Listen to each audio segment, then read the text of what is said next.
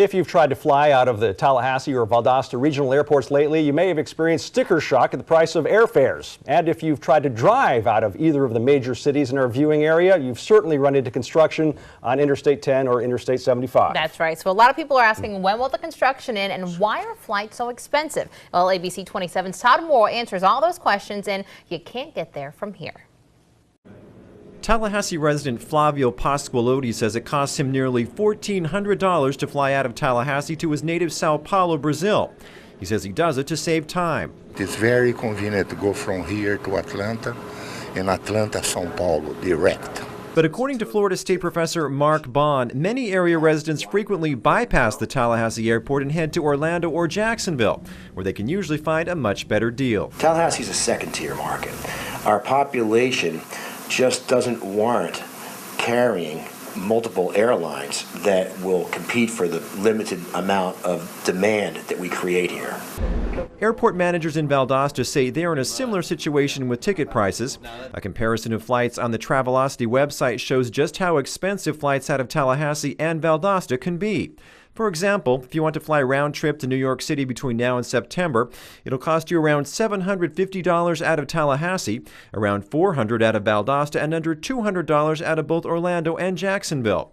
Phil Inglaze, Assistant Director of Aviation at Tallahassee Regional Airport, says Tallahassee did have competitive airfares from 2001 to 2003. That's when the city convinced AirTran to serve the area. Unfortunately, they didn't get the support from the community from the perspective of choosing them over other airlines that were here that had elected in the competing routes to lower their fares, and they were not able to be profitable in this market. Inglaze says as soon as AirTran was gone, the remaining carriers raised their prices, and he says there's not much hope of ever having a low-cost carrier in Tallahassee again. Valdosta airport managers say their small population base also makes them an unlikely target for low-cost carriers, but they say they do offer benefits like no lines at ticket counters, quick security checks, and free parking. Now you're going to pay for gas to drive to maybe an airport that's an hour away, but if you're paying $8, $10, $12 a day to park, those things do add up too, especially if you're going on a trip for a week or two. Even with record high gas prices, the Car Care Council says you'll pay only 1/3 as much to travel by car this summer as you would by plane. But you will have to deal with construction. It's been nearly 2 years since the I-10 widening project began.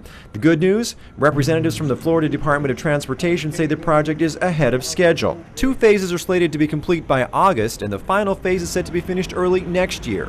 We're improving the radius, adding stormwater retention ponds, adding high-mast lightings, sound walls, the whole 9 yards to improve safety and capacity on the roadway.